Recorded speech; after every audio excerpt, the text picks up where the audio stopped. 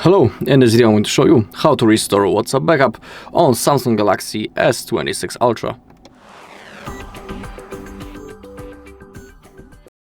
Okay, I have just downloaded the WhatsApp, but before we turn it on, we need to make sure that we are signed in into proper Google account. So open up the settings, scroll down, find Google Services, and you need to be signed in into the exact same Google account on which you made the backup before, because if you'll be signed into another Google account, you won't have possibility to restore your chats. So that is why we need to be signed in into the exact same Google account.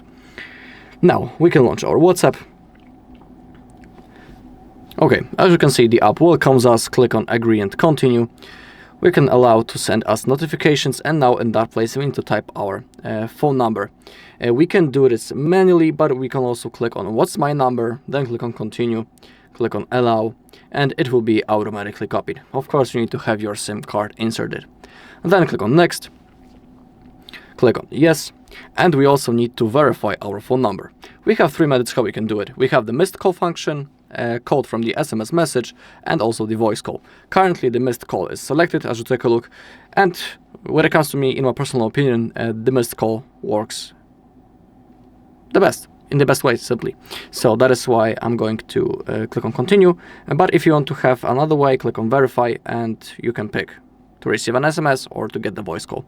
I'll stick to the missed call, click on allow. The call will be automatically answered and cancelled, just like that. Okay, now we have contacts and media. Click on continue, click on allow, allow, and allow all, and now select restore from backup and click on continue.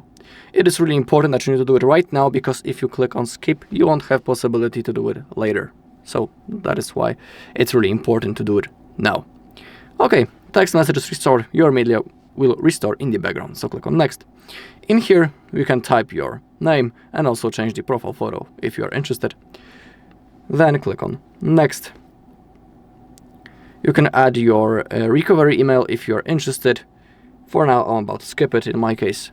And now, as you take a look, everything has been successfully restored, including videos, photos, and of course, normal messages. Alright, and that's all in this video. Thank you all for watching. If you found this video helpful, please leave a like, comment, and subscribe.